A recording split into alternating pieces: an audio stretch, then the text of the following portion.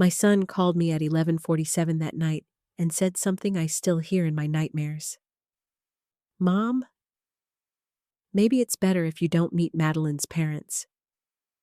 At first, I thought he was joking. Then he sighed and whispered, "They're wealthy people. The hotel is expensive. You just don't fit in there." I felt my chest tighten.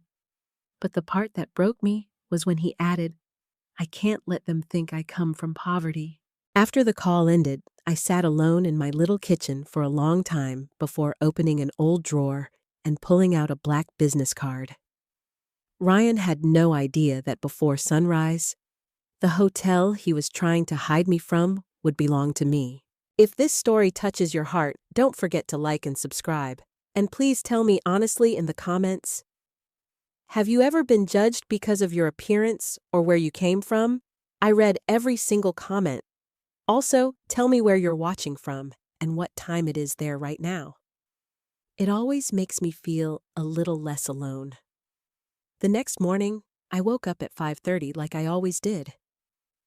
Some habits never leave you, even when there's no reason to wake up early anymore. The house was quiet except for the old refrigerator humming in the corner of my kitchen. I stood there for a while in my robe, staring at the faded yellow curtains above the sink, while Ryan's words replayed in my head over and over again. You just don't fit in there. Funny how one sentence from your own child can suddenly make your entire life feel small. Outside, Columbus was still dark. A soft rain tapped against the windows while I made coffee the same way I had every morning for nearly 40 years. 2 spoons of sugar, too much cream, cheap coffee from the grocery store down the street. Ryan used to tease me about it. "Mom, one day I'm buying you real coffee." Back then, he'd laugh after saying it. Back then, he still sounded proud to be my son. I carried my mug onto the porch and wrapped my sweater tighter around myself. My neighborhood wasn't glamorous. Most of the houses were old, the paint peeling from the wood siding, the sidewalks cracked from Ohio winters. But it was home. Mrs. Patterson from next door waved while walking her little white dog. "Morning, Lena, morning, sweetheart." She smiled warmly, but once she disappeared down the sidewalk, the loneliness returned almost instantly. That was the thing nobody warned you about when you got older. It wasn't the wrinkles. It wasn't the aching knees. It was realizing the people you sacrificed your entire life for could slowly become strangers. I looked down at my hands wrapped around the coffee mug. Rough hands. Burn marks on 2 fingers from years of restaurant kitchens. A small scar near my thumb from slicing bread too quickly during a double shift back in 1998. Ryan never noticed those things anymore, but those hands built his life. After Carlos died, Ryan was only 11 years old. 11. I still remember standing in the hospital hallway after the doctors told me my husband was gone. I remember Ryan crying into my coat while I tried to stay strong enough for both of us. I didn't have the luxury of falling apart. Bills didn't stop because your heart did. So I worked. God, I worked. Morning shifts at a bakery, evening shifts cleaning hotel rooms, weekend catering jobs. Sometimes I slept 3 hours a night. There were years when I lived entirely on exhaustion and instant noodles, so Ryan could have school clothes that didn't look cheap. And for a long time, he understood that. When he was little, Ryan used to wait up for me after my night shifts. I'd walk through the front door smelling like bleach and fryer oil, and he'd come running toward me in those oversized dinosaur pajamas. "You're home." That boy loved me with his whole heart. Sometimes I wonder where he went. Things started changing after college. At first it was small things. Ryan stopped inviting me to work events. Then he stopped calling as often. Then came the comments. "Mom, maybe don't mention I grew up on the South Side. Mom, can you wear something nicer when we go out? Mom, people judge appearances." I always told myself he didn't mean to hurt me. I convinced myself he was just stressed. But deep down, I knew the truth long before that phone call. My son had become ashamed of where he came from. Ashamed of me. I walked back inside and opened the hall closet. Hanging there was the navy blue dress I had bought 3 weeks earlier after Ryan announced his engagement. I had stood in that department store for almost an hour before choosing it. Not because it was expensive, it wasn't, but because I thought Ryan would smile when he saw me wearing it. I reached out and touched the sleeve gently. I had imagined so many things. Meeting Madeline, hugging her mother politely, watching my son build a family of his own. I even bought a small crystal serving bowl as an engagement gift. It was still sitting unopened on the dining table. I suddenly felt embarrassed looking at it, like an old woman trying too hard to belong somewhere she'd never truly be welcome. My phone buzzed against the counter. For one stupid second, my heart lifted. Maybe Ryan regretted what he said. Maybe he was calling to apologize.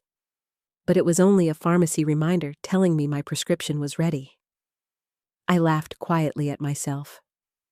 Then I cried. Not loudly, not dramatically. Just the kind of crying older women learn to do after a lifetime of disappointment. Silent tears. The kind nobody notices. Around noon, I drove to the grocery store. My old silver sedan rattled every time I stopped at a red light. Ryan hated that car. 2 years ago, he offered to help me lease a newer one.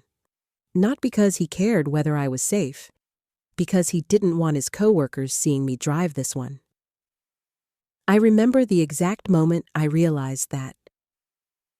We were leaving lunch together downtown when he glanced nervously across the parking lot and said, "Mom, maybe park farther away next time." Not because the car embarrassed me, because it embarrassed him. At the grocery store, I filled my cart slowly. Bread, soup, apples, coffee filters. Normal things? Simple things. But Ryan talked about my life as if it were something shameful. When I got home, I found myself staring at the black business card sitting on the kitchen table again. Evelyn Brooks, senior partner, Brooks and Hathaway Hospitality Group. I hadn't called Evelyn in almost 6 months. Not because we weren't close.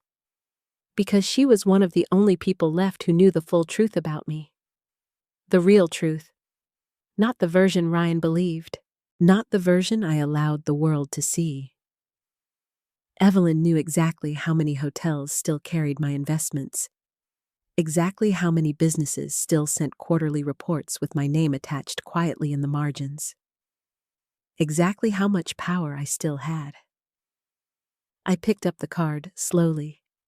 For years, I had hidden that part of my life, because I wanted Ryan to grow up humble. I never imagined humility would become the very thing he despised. Outside thunder rolled softly across the Ohio sky. I stared at my reflection in the dark kitchen window. Gray curls, tired eyes, cheap sweater. A woman my own son thought looked poor. Then I looked down at the card again. And for the first time in a very long time, Lena Gomez stopped feeling ashamed. I didn't call Evelyn that night. I almost did. Twice, actually. The first time I picked up the phone and stared at her number before putting it back down again. The second time, I even pressed the first 3 digits before my courage disappeared. Because calling Evelyn meant reopening a version of myself I had buried years ago. And some graves are hard to dig back up. Around 8 that evening, I found myself sitting alone in the living room with an old photo album spread across my lap. Rain tapped softly against the windows, while the grandfather clock near the fireplace ticked louder than usual. Maybe loneliness makes clocks louder, or maybe silence does. I turned the page carefully. There was Ryan, at 6 years old, missing his front teeth, holding a giant plastic dinosaur in front of the Christmas tree. Another page showed Carlos standing beside a food truck grill, smiling with sweat running down his forehead. He had been so handsome back then. Strong hands, kind eyes. The kind of man who made every room feel safer just by entering it. Carlos never cared about money. Not the way Ryan did. When I first met him in New York, I was 27 years old and working 60-hour weeks for the Marlowe Hospitality Group. Back then, I wore tailored suits, carried leather portfolios, and spent my days inside luxury hotel boardrooms with executives twice my age. Most of them underestimated me. Until I started speaking. I still remember the first hotel I helped save. The Windsor Crest in Manhattan. Everyone thought it would collapse within 6 months. Staffing disasters, financial losses, horrible guest reviews, executives panicking every week. I spent 4 months rebuilding the entire operation from the ground up. New systems, new managers, new contracts. By the end of the year, the hotel was profitable again. That was when people in the industry started learning my name. Lena Gomez, the woman who could walk into a dying hotel and bring it back to life. I never planned for that career. I just happened to be good at understanding people. Hotels aren't really about buildings. They're about pride, about service, about making strangers feel valued. Funny, isn't it? I spent my life teaching businesses how to make people feel respected. Only to have my own son make me feel invisible. I closed the photo album slowly and leaned my head back against the couch. The truth was, I had once made more money in a year than Ryan probably imagined possible. Not billionaire money, but enough. Enough to own property. Enough to invest. Enough to never worry again if I was careful. That's where Evelyn came in. We met during one of the hardest years of my career. She was a young corporate attorney, then sharp, fearless, impossible to intimidate. Everyone in the room treated me like I was emotional because I was a woman.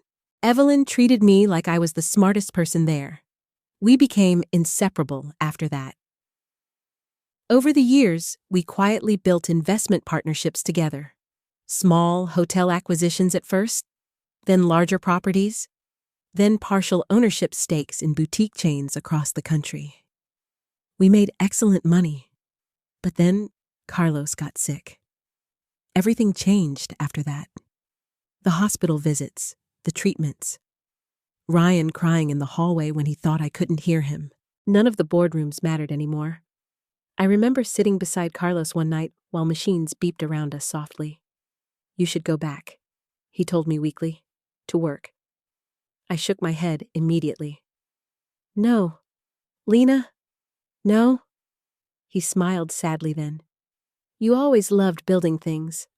I love you more." He died 3 weeks later. After the funeral, I walked away from almost everything. Not because I had to. Because I wanted Ryan to have a mother who was actually present. No endless flights, no corporate dinners, no late-night investor meetings. Just me.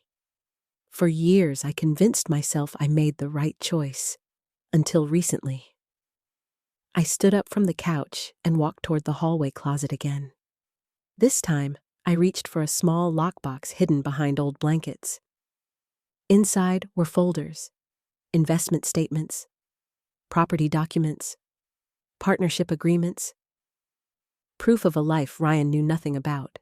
Most people would assume I hid my wealth because I didn't trust my son. That wasn't true. I hid it because I wanted him to value character over status. I wanted him to grow up understanding that kindness mattered more than appearances. Instead, he learned the exact opposite. I sat at the dining table for nearly an hour, looking through papers I hadn't touched in years. One document made me stop. The Grand Belmont Hotel Chicago. I stared at the logo printed across the top. Elegant gold lettering. Familiar, very familiar. Years ago, the Belmont had nearly collapsed after a corruption scandal destroyed investor confidence. Most people thought the property would close permanently, but I saw potential in it. Location, architecture, staff culture. I quietly purchased a minority stake through one of Evelyn's holding companies and helped restructure the operation behind the scenes. Over time, the hotel recovered beautifully. Then I stepped away again. My ownership remained buried beneath layers of legal entities and investment groups. Ryan had absolutely no idea. None. I almost laughed thinking about it. The hotel he thought was too elegant for me had once depended on my decisions to survive. My phone suddenly rang, startling me. Evelyn. I stared at the screen for several seconds before answering. Well, she said immediately, you finally decided to stop hiding from the world. Her voice sounded exactly the same. Smooth, confident, sharp enough to cut through steel. I smiled faintly despite myself. You always were dramatic, and you always disappear when you're hurting. That made me quiet. Evelyn sighed softly. What happened, Lena? I closed my eyes. For a moment I considered lying, but what was the point? So I told her. Everything. Ryan, the engagement, the hotel, the humiliation. The silence on the other end lasted several seconds after I finished. Then Evelyn said something very quietly. That boy has no idea who his mother is. Tears burned behind my eyes again, but this time I forced them back. I didn't call because I wanted sympathy. I know. I called because I want information. That got her attention immediately. I could practically hear her lawyer brain shifting gears. What kind of information? I looked down at the Belmont documents still spread across my table. Then I asked the question that would change everything. Who owns controlling interest in the Grand Belmont now? Evelyn paused, and in that pause, something inside me finally woke up. Evelyn didn't answer my question immediately. Instead, I heard the faint clicking of computer keys on her end of the phone. I knew this was about the Belmont the second you mentioned Chicago, she finally said. I leaned back slowly in my kitchen chair. Outside, the rain had stopped, but the sky still looked heavy and gray. How bad is it? I asked quietly. That depends. On what? On whether you're calling me as a hurt mother, or the Lena Gomez I used to negotiate against in Manhattan. That almost made me smile. Almost. I looked around my kitchen, the chipped countertops, the old coffee mug sitting beside unpaid utility bills, the tiny house Ryan was so ashamed of. Then I looked down at the Belmont paperwork again. I'm calling as both. Evelyn exhaled softly. Well, she said the Grand Belmont's ownership structure is a mess right now. The majority shareholders have been quietly trying to sell controlling interest for months. Financial trouble, not catastrophic. But enough instability to scare investors. And Charles Carter. A short pause. He's been circling it. That didn't surprise me. Men like Charles Carter always circled things they thought would increase their status. I could already picture him perfectly, despite never meeting him properly. Expensive watches? Expensive ego? The kind of man who measures human worth by zip codes and wine labels? What exactly does he want from the hotel, I asked? Influence, Evelyn replied immediately. The Belmont is one of the last independent luxury properties in downtown Chicago. Carter Development wants leverage in that district. And Ryan, another pause. I doubt your son knows much beyond what Charles tells him. That hurt more than I expected. Not because Ryan didn't understand business, because he trusted people like Charles more than he trusted me. I stood and walked slowly toward the kitchen window. You still there? Evelyn asked. Yes, you're thinking. I'm remembering. Dangerous hobby. I laughed quietly under my breath. For a few moments, neither of us spoke. Then Evelyn's voice softened. Lena, what exactly are you planning? I thought about Ryan standing in that hotel lobby embarrassed by the sight of his own mother. I thought about all the years I spent shrinking myself so my son could feel bigger. I thought about the shame in his voice when he said the word, poor. Then I answered honestly, I want my son to understand something. What that dignity doesn't belong only to rich people. Evelyn went silent again. When she finally spoke, her voice had changed completely. No teasing, no sarcasm, just respect. "So what do you need from me?" I stared at the rainwater sliding down the glass. "By the Belmont." This time, the silence lasted much longer. Finally, Evelyn said carefully, "Lena, controlling interest in that property won't be cheap. I know. You haven't touched most of your hospitality accounts in years. I know. And once your name becomes visible again, people will start asking questions. I know." Evelyn sighed. "You already made up your mind before calling me, didn't you?" "Yes, you always were terrifying when you got quiet." That actually made me smile a little. For the first time since Ryan's phone call, I felt something besides pain. Clarity. Evelyn's keyboard started clicking rapidly again. "I can move quickly," she said. "But if we do this, it has to happen before Carter secures his own position." "How long?" "If I pull the right people out of bed tonight, maybe by morning we can secure enough shares to lock control." I blinked slowly. Morning. By morning, Ryan would still think I was sitting quietly in Ohio feeling ashamed of myself. The thought sent a strange ache through my chest. I never wanted to humiliate my son. That was the part nobody would understand. This wasn't revenge. Not really. If revenge were my goal, I could have exposed the truth years ago. I could have flaunted money, bought mansions, lived loudly. But I didn't want Ryan to worship wealth. I wanted him to value people. And somehow, despite everything I taught him, he learned to worship status anyway. "Lena, I'm here. You need to think carefully. I already have. What if this destroys your relationship with him?" That question hit harder than anything else, because the truth was, something between Ryan and me had already been breaking for years. This was just the first time I stopped pretending not to hear the cracks. I swallowed slowly. He destroyed something first. Evelyn didn't argue. Instead, she shifted back into business mode. "All right, here's what happens next. I'll contact the holding groups tonight.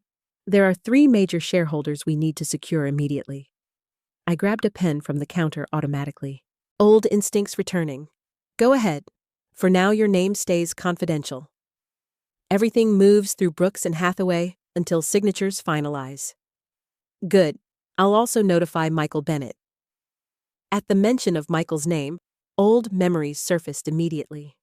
Michael had started as an assistant manager at one of our New York properties 20 years earlier. Smart, loyal, quietly brilliant with staff relations.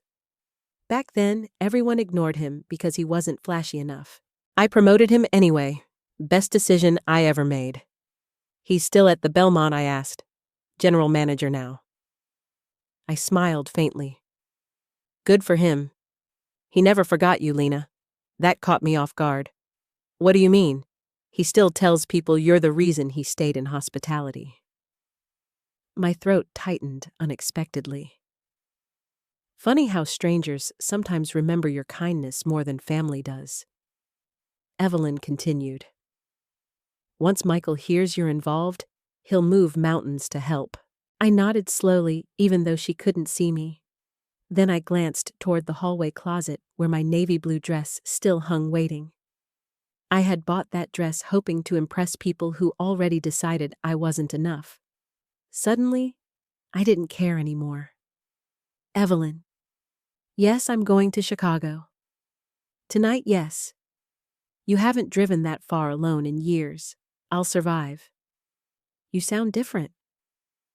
I frowned slightly. "How like you finally remembered who you are?" The words settled deep inside me. After we hung up, I stood motionless in my kitchen for a long time. Then I walked into my bedroom and pulled an old leather suitcase from beneath the bed. Not designer, not expensive, just practical. I packed slowly. 2 sweaters, toiletries, the navy blue dress. And finally, after several seconds of hesitation, the black folder containing my ownership documents. By midnight, I was sitting behind the wheel of my old silver sedan with a thermos of coffee in the cup holder. The engine rattled when I started it. Ryan hated that sound. I almost laughed, imagining his face if he knew where this car was headed. As I backed out of the driveway, thunder rolled softly across the Ohio sky again. For years, I had hidden my strength to make other people comfortable. But somewhere between Ryan's humiliation and Evelyn's phone call, something inside me had changed. And as the highway stretched dark and endless ahead of me toward Chicago, Lena Gomez stopped driving like a woman running from her past, and started driving like a woman returning to it. I arrived in Chicago just after 10 the next morning. The city skyline rose through the gray clouds like something cold and untouchable. Glass towers, endless traffic, expensive people walking quickly with expensive coffee and expensive problems. Ryan loved this city. He once told me Chicago made him feel important. I parked my old silver sedan 3 blocks away from the Grand Belmont Hotel because downtown parking prices were ridiculous, and despite everything, I still hated wasting money. By then, my back ached from the drive. I sat inside the car for a moment, gripping the steering wheel while people rushed past on the sidewalks. Part of me still wondered if I should turn around. Not because I was afraid of the Carters, because I was afraid of seeing the disappointment in my son's eyes again. That kind of pain is different when it comes from your child. It doesn't hit your pride, it hits your soul. I finally stepped out of the car and smoothed my coat nervously. The navy blue dress was folded carefully inside my suitcase in the trunk, but I hadn't put it on. Instead, I wore dark slacks, sensible shoes, and the beige coat Ryan hated because he said it looked old. Maybe it did. At 67, I had earned the right to look old. The Grand Belmont stood at the end of the block, glowing beneath polished brass awnings and enormous glass windows. Valets moved quickly between luxury vehicles, while bellhops carried designer luggage through revolving doors. Everything about the place screamed wealth.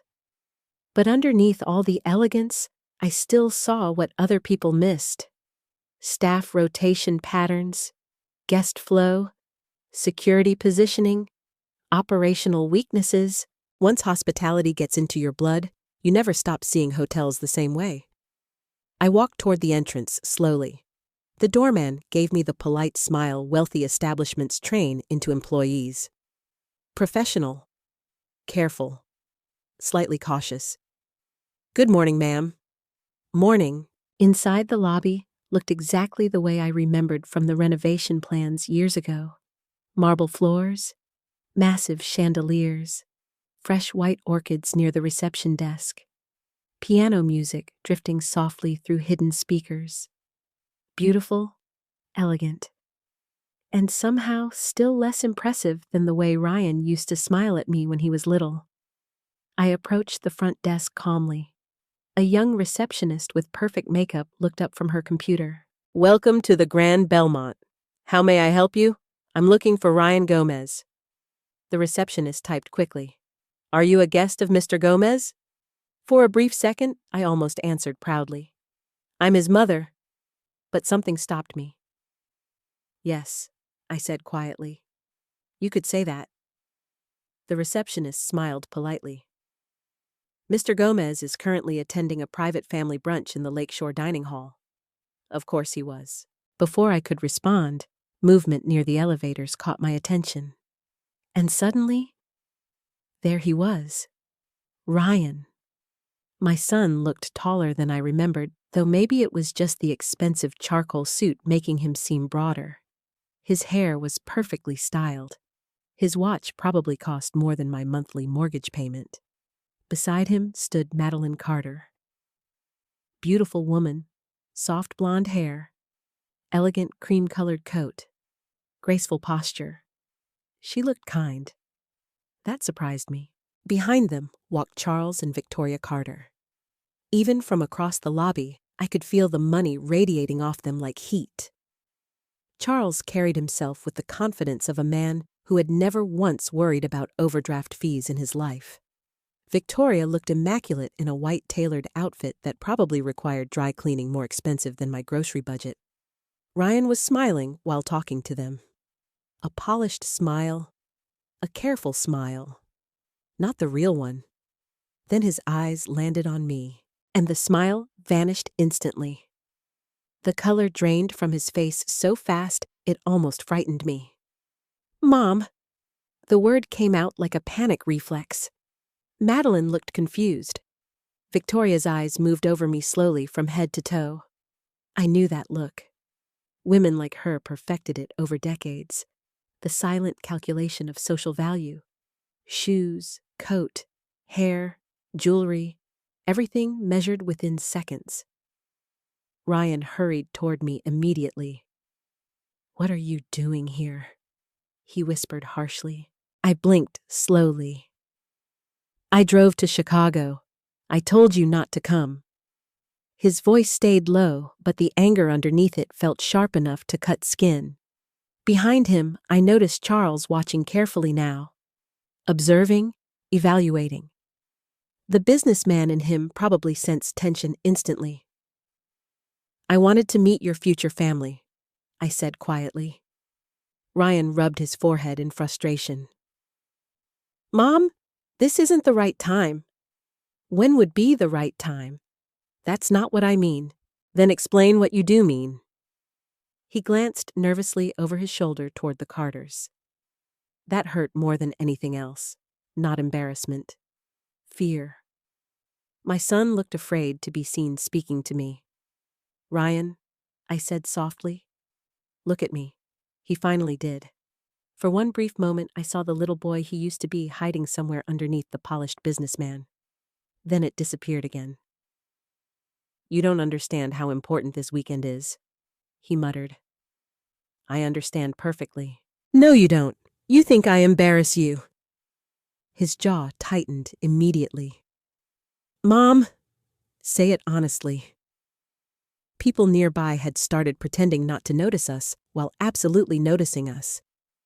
The receptionist suddenly became very interested in organizing papers. A bellhop slowed down walking past. Ryan lowered his voice even more. "They're sophisticated people? And I'm not—" "That's not what I said. You didn't have to." Madeline approached us carefully then. "Ryan?" she asked gently. Up close, she looked even more nervous than I expected. Ryan forced an uncomfortable smile. "Madeline, this is my mother. Mother, not mom. Not my amazing mother.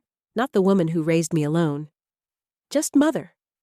Madeline extended her hand politely. "It's nice to finally meet you, Mrs. Gomez." Her voice sounded sincere. I shook her hand warmly. "You too, sweetheart." Then Charles Carter stepped forward. Tall, expensive cologne, perfect silver tie. The kind of man magazines describe as distinguished. "Charles Carter," he said smoothly while shaking my hand. His grip felt competitive. "Interesting. Lena Gomez." Victoria barely smiled. "So lovely to meet you," she said in the exact tone people use when they absolutely do not mean it. Ryan looked deeply uncomfortable now. "Mom was just leaving," he said quickly. I turned toward him slowly. "Was just leaving," as if I were some inconvenience that accidentally wandered into the wrong building. Something inside my chest tightened painfully, but I refused to let them see me break. Instead, I smiled softly. "No," I said calmly. "I think I'll stay." Ryan's eyes widened slightly. "Mom? I came all this way to meet the people you said I wasn't good enough to sit beside?" Complete silence. Even Victoria looked uncomfortable after that. Madeline stared at Ryan in confusion. Charles adjusted his cufflinks slowly.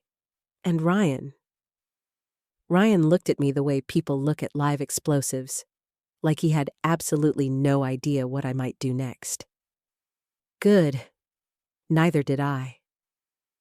The lakeshore dining hall overlooked the Chicago River through massive floor-to-ceiling windows. Everything inside the room felt expensive. Crystal chandeliers reflected soft golden light across polished silverware. White roses decorated the center of every table. A pianist played quietly near the corner, while servers in pressed black uniforms moved gracefully between guests, carrying trays of champagne. The kind of place Ryan once told me people with standards preferred. I followed the Carter family through the dining hall while Ryan walked stiffly beside me like he was escorting a problem instead of his mother. I noticed the subtle things immediately. The way he avoided eye contact. The way his shoulders tightened every time someone looked in our direction. The way he kept walking slightly ahead of me instead of beside me. Madeline glanced back at me twice, almost apologetically. That small kindness was the only thing keeping me from turning around and leaving. We reached a long, private table near the windows where several people were already seated, business associates judging by the watches alone. Everyone stood briefly while introductions were made. "This is Ryan's mother," Lena Victoria announced with a smile so artificial it barely reached her eyes. Not Lena Gomez. Not anything personal. Just Ryan's mother. A temporary inconvenience attached to the groom. I greeted everyone politely anyway. Years in hospitality taught me something important. True class reveals itself most clearly when people believe someone beneath them is watching. And unfortunately for the Carters, I was watching everything. A server approached with menus. "Champagne, ma'am?" he asked me kindly. Before I could answer, Victoria laughed softly. "Oh, I'm not sure she drinks French champagne." The table chuckled politely. Not cruel enough to seem openly rude, just sharp enough to humiliate. I looked directly at the server. "Water is fine, sweetheart." The young man nodded immediately, but I noticed something else. Embarrassment in his eyes. Not for me, for them. Interesting. We sat down, and naturally I ended up near the far end of the table, while Charles and Victoria occupied the center, like royalty hosting a state dinner. Ryan sat beside Madeline across from them. Far from me, of course. Conversation started lightly at first. Vacation homes, investment markets, wine regions in Italy, places I had actually been to years ago but chose not to mention. I simply listened, while cutting slowly into a piece of salmon. I suddenly no longer felt hungry enough to eat. Then Victoria turned toward me with one of those polished social smiles wealthy women master over decades. "So Lena," she said smoothly, "Ryan tells us you still live in Columbus." "I do." "How quaint." The word floated through the table like perfume. Charles sipped his drink. "And what line of work were you in?" he asked. "Were." Past tense. Retired people become invisible very quickly in rooms like this. "I worked in hospitality," I answered calmly. Ryan shifted immediately beside Madeline.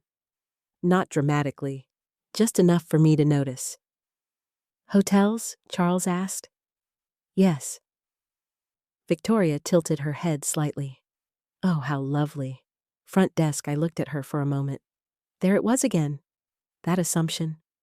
Older woman, simple clothes, must have been low-level staff.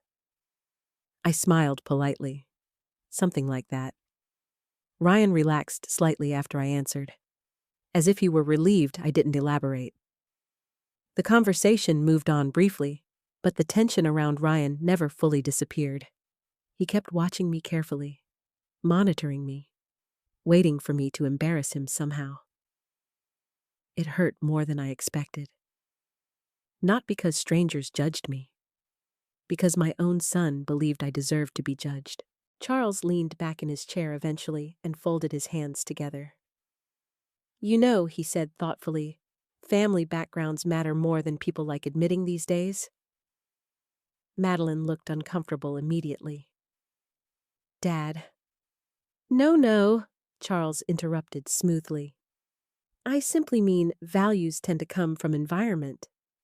His eyes flicked briefly toward me. Subtle, but intentional. Victoria nodded approvingly. Social compatibility matters enormously in marriage. Ryan gave a nervous little laugh. Yes, absolutely. That laugh broke something inside me. Not because he agreed, because he agreed so quickly. I remembered working double shifts with pneumonia because Ryan needed tuition money. I remembered skipping meals so he wouldn't notice we were struggling. I remembered sitting beside his hospital bed all night when he got appendicitis at 14. And now, here he was, nodding along while rich strangers implied his mother came from the wrong environment. Madeline finally spoke up softly. I think kindness matters more than status. For the first time all morning, I saw genuine irritation flash across Victoria's face. Oh, sweetheart, she said gently. That's easy to say until public image becomes involved. Public image. There it was, the true religion of people like them. Not love, not loyalty. Image. One of the businessmen across the table changed subjects awkwardly. So, Ryan Charles mentioned you may join the Carter Development Board eventually. Ryan brightened instantly. Yes, we've discussed several possibilities.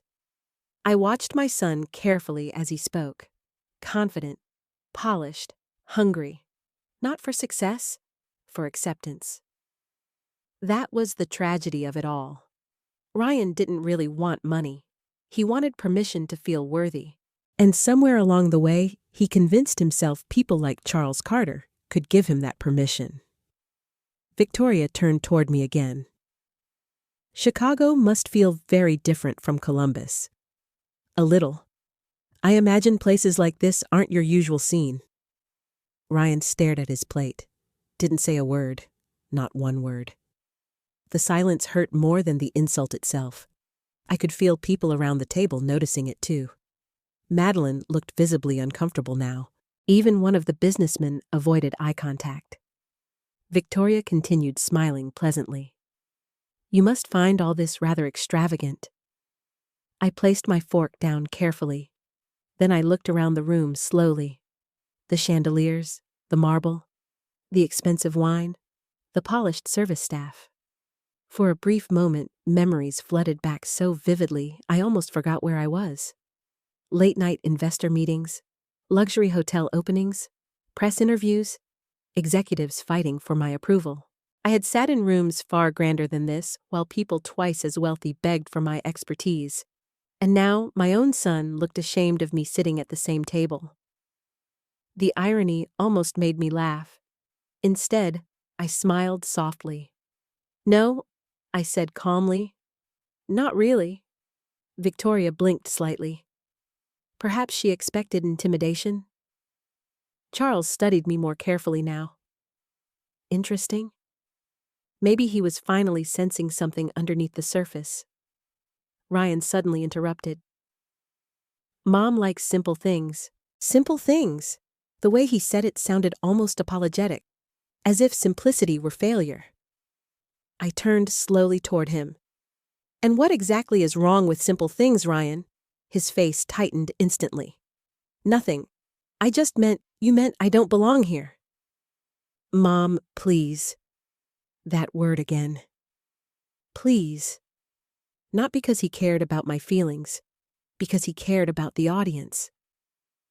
The table fell silent. Even the pianist seemed quieter somehow.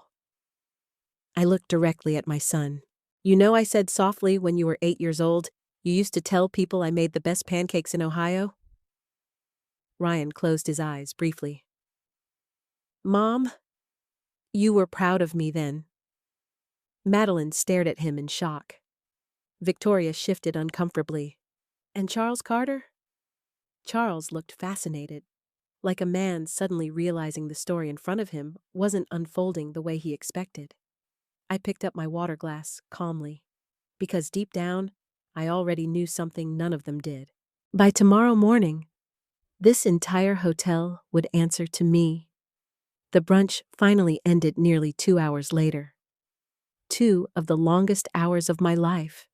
By the time people started pushing back their chairs and gathering handbags and phones, The atmosphere around the table had changed completely. Not dramatically, subtly. The kind of shift polite, wealthy people pretend not to notice while noticing every second of it.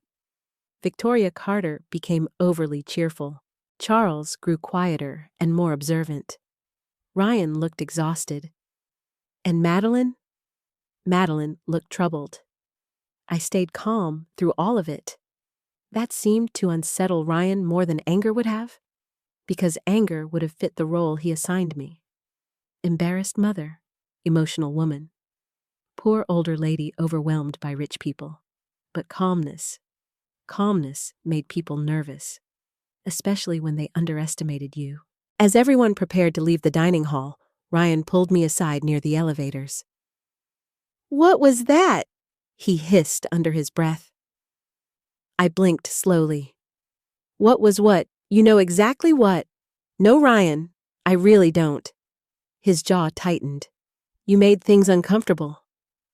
I stared at him quietly for several seconds. Then I asked the question I'd been carrying inside me since Ohio. "Are you uncomfortable because I embarrassed you? Or because I told the truth?" He rubbed both hands over his face. "Mom, please stop making this harder than it already is." Harder. Interesting word. As if loving him all these years had been easy. Before I could respond, Madeline approached us carefully. "Ryan," she said softly. "My mother needs help downstairs for a minute." Ryan looked relieved by the interruption. "Yeah. Sure. I'll be right there." He turned toward me one last time before leaving. "Please don't start anything else." Then he walked away. Start anything else. As though my existence itself was causing problems. I watched him disappear around the corner with his expensive suit and perfect posture. And for a brief moment, grief hit me harder than anger ever could. Because I suddenly realized something painful. Ryan genuinely believed I was the problem. Not the cruelty, not the judgment. Me. Madeline stayed beside me awkwardly after he left. For a second, neither of us spoke. Then she surprised me completely. "I'm really sorry." I turned toward her slowly. "You don't owe me an apology." Her expression tightened. "Yes, I do." She glanced down the hallway where Ryan had disappeared. "My family can be..." She hesitated carefully. "A lot." I almost smiled. That was a very polite way to describe them. "They love appearances," she admitted quietly. I looked at her more carefully then. No arrogance, no superiority, just discomfort. "Interesting." "You don't seem happy about it," I observed. Madeline let out a small breath. "I grew up around people who care too much about status. And Ryan." That question made her visibly uneasy. I thought Ryan was different. Thought, past tense, interesting again. We slowly began walking toward the quieter side hallway near the ballroom entrances. The noise of the brunch crowd faded behind us, while hotel staff moved around, preparing for afternoon events. One young employee rushed past, carrying flower arrangements, and nearly collided with me. "Oh my gosh, I'm so sorry, it's all right, sweetheart." The poor girl looked terrified she might lose her job over flowers. I smiled gently at her until she relaxed. Madeline watched the interaction carefully. Then she asked something unexpected. "Did you really work in hotels?" "Yes." "What did you do exactly?" There it was. The question Ryan desperately didn't want answered. I could have told her everything. About New York. About the investment groups. About the Belmont. About how many executives once begged for my opinion. Instead, I simply said, a little bit of everything. Madeline frowned slightly, like she knew I was avoiding details. "You seem very comfortable here." I looked around the hallway. The polished brass railings. The staff pacing patterns. The banquet schedules posted discreetly near service doors. Old instincts whispered observations automatically inside my mind. Places like this become predictable. After a while, I answered. She studied me carefully now. Not judgmentally. Curiously. Then she said something that made my chest ache. Ryan talks about you like you hate this world. I stopped walking. Hate what world, this one? She gestured lightly around us. Fancy hotels, wealthy people, formal events. I stared at her in disbelief for several seconds. Then I quietly asked, "That's what he told you?" Madeline nodded slowly. He said you preferred staying home because these environments made you uncomfortable. For a moment, I honestly didn't know what hurt more. Ryan being ashamed of me, or Ryan rewriting me completely. I swallowed hard. "No," I said softly. "That isn't true." Madeline looked genuinely confused now, but he said, "I know what he said." Silence settled between us. Heavy silence. The kind where truths begin forming whether people want them to or not. Finally, Madeline asked very carefully, "Why would he lie?" I looked down the hallway again where Ryan had vanished earlier. And suddenly, for the first time, I stopped protecting him. Not publicly, not cruelly, but honestly. "Because your family values appearances," I said quietly. "And Ryan has spent years trying to become the kind of person he thinks they'll respect." Madeline's face fell slightly. "That's not fair." "No," I agreed softly. "It isn't." She folded her arms tightly. "I never asked him to be ashamed of where he came from. I believe you, and I never cared whether you had money." That one almost made me laugh. If only she knew. We reached a quiet seating area overlooking the river, where sunlight finally started breaking through the gray afternoon clouds. Chicago looked beautiful from up there. Cold, fast, lonely. Madeline sat carefully on one of the chairs near the windows. "Can I ask you something honestly?" "Of course. Does Ryan resent you?" The question shocked me. Why would you ask that? Because people don't usually talk about their mothers the way he talks about you, unless there's something deeper underneath. Smart girl. Very smart. I sat across from her slowly. When Ryan was little, he loved me very much. But I smiled sadly. But somewhere along the way, he became afraid.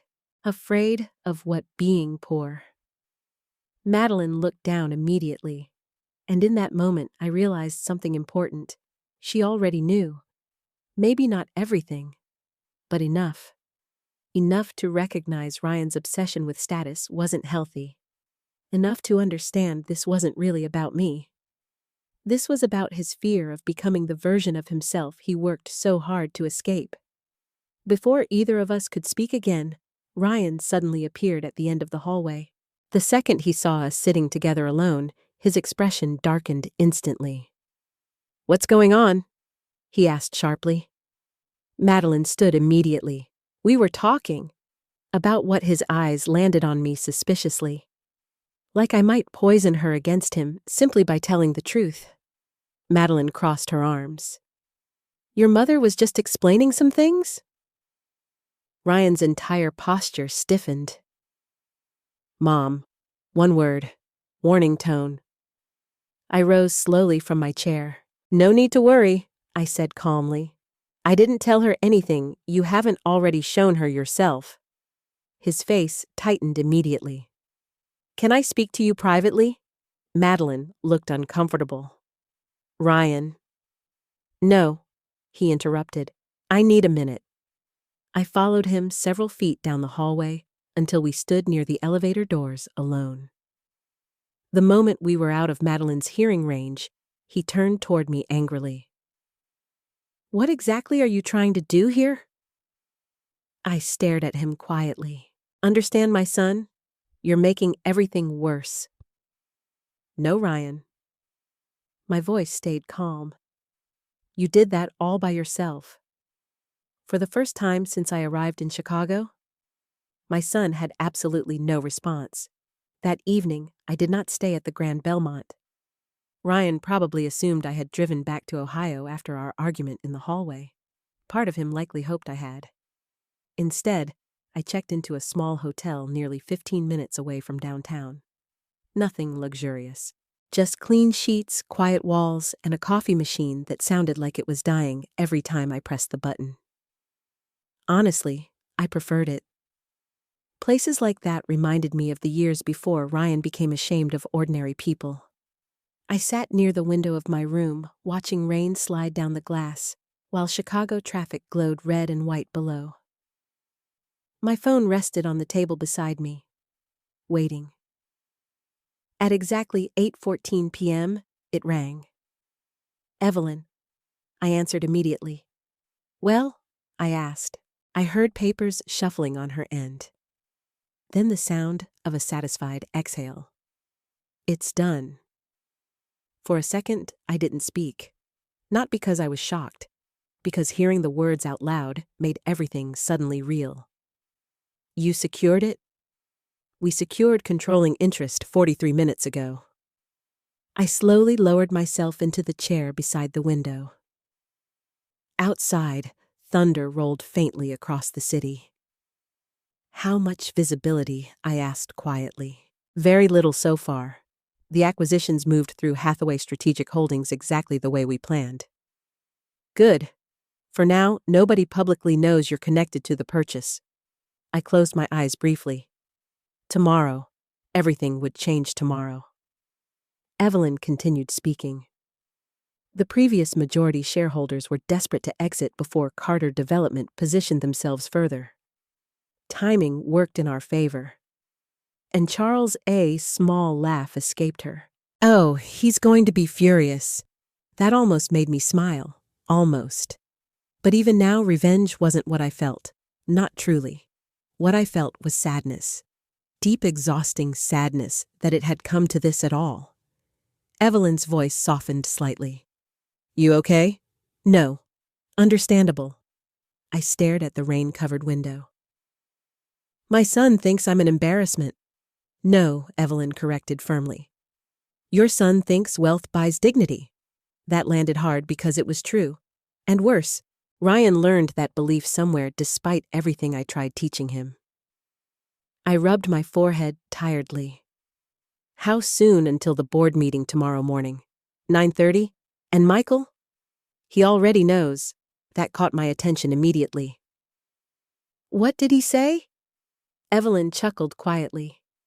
He asked if he should prepare the presidential suite for you. I laughed for the first time in days. A real laugh. Short, tired, but real. And what did you tell him? That you'd probably prefer somewhere quiet with terrible coffee and scratchy towels. Smart woman. Michael was very emotional, by the way. That surprised me. He said, and I quote, Mrs. Gomez built half the standards this hotel still operates on. My throat tightened unexpectedly. I looked away from the window. Years pass strangely. You spend decades believing your work disappeared quietly into the world. Then suddenly someone remembers. Someone important. Someone good. Evelyn's tone shifted back to business. There's something else you need to know. Immediately my stomach tightened. What Charles Carter was making aggressive moves behind the scenes. In what way he's been trying to pressure the Belmont into future partnership agreements through Carter Development. Pressure how real estate leverage, vendor contracts, political relationships, the usual. I frowned slightly. So he wanted influence before ownership. Exactly. That didn't surprise me either. Men like Charles Carter didn't simply buy buildings. They bought control. And suddenly, I understood something much more clearly. This wedding wasn't only about family, it was business too. Ryan probably believed marrying into the Carter family would permanently elevate his status. Maybe Charles encouraged that belief. Maybe Victoria did too. Maybe they all fed each other the same poisonous idea. That wealth made certain people worthy and others disposable. I suddenly felt exhausted, clear through my bones. Lena, I'm here. You're very quiet. I'm thinking about Ryan. Evelyn sighed softly. Still protecting him, no. I paused. Still loving him. That was the problem with motherhood. Love doesn't disappear just because disappointment arrives. Sometimes they live side by side. Painfully. I stood and walked toward the bathroom mirror. The woman staring back at me looked tired.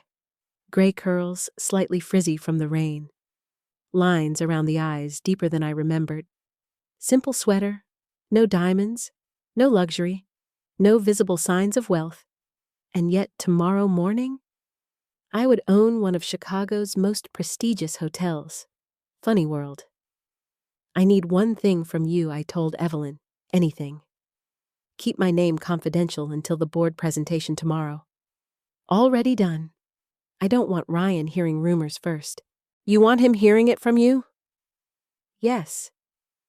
Evelyn hesitated briefly. Are you sure you want to do this publicly? I understood the real question underneath hers. Was I ready to completely destroy the image Ryan built in front of the Carters? No. But maybe the image deserved destroying. I'm not doing this to humiliate him, I said quietly. I know. My voice caught unexpectedly. I need him to understand what he did. For a moment, neither of us spoke. Then Evelyn asked softly, and what if he still doesn't understand? That question stayed hanging in the silence between us. Because the truth was, I didn't know. What if Ryan doubled down? What if he became angry instead of ashamed? What if the son I loved was already too far gone? The thought terrified me more than tomorrow's confrontation. Eventually, Evelyn cleared her throat lightly. Well, she said, whether your son understands or not, by tomorrow afternoon, the Belmont belongs to you. After we hung up, I stood motionless for a long time. Then my phone buzzed again. Ryan. I stared at his name on the screen while my chest tightened. For one weak moment, I hoped he was calling to apologize. I answered quietly. Hello? His voice sounded tense immediately. Where are you? At my hotel. You actually stayed in Chicago? Yes. He exhaled sharply. Mom, this has gone far enough. Far enough. Interesting. You invited me to leave before I even arrived, I replied calmly. So I found somewhere else to sleep. That's not what I meant. Then explain it. Silence. Then finally, Madeline's upset. I closed my eyes briefly. Not you upset. Not I hurt you. Madeline's upset. Always appearances first. I didn't do that, Ryan. She thinks I'm ashamed of you now. I leaned against the dresser slowly. Are you? Long silence again. Too long. Finally, he muttered, You don't understand how these people think. No, I answered softly. I understand perfectly. Mom, you think if they see where you came from, they'll think less of you? That's not, it is. His breathing sharpened on the other end. You're making assumptions. I almost laughed at that. After everything. I spent your entire life learning your expressions, Ryan. I know exactly when you're afraid. Another silence. Then finally, please just go home tomorrow. The sadness in me hardened slightly then. Not into cruelty, into clarity. No, I said calmly. Mom, I'm staying. You're making a mistake. I looked out the rain-covered window toward downtown Chicago, glowing in the distance. No, sweetheart, I whispered softly. For once in my life, I think I'm finally correcting one. The next morning, Chicago woke beneath a pale gray sky and freezing wind off the river. I arrived at the Grand Belmont just before 10. This time, I wore the navy blue dress. Not because I wanted to impress anyone, but because I suddenly realized something important during the night. I had spent years shrinking myself to make other people comfortable, years dressing down. speaking smaller, hiding accomplishments, pretending simplicity meant invisibility, and somehow, without noticing, I had started disappearing even from myself. No more.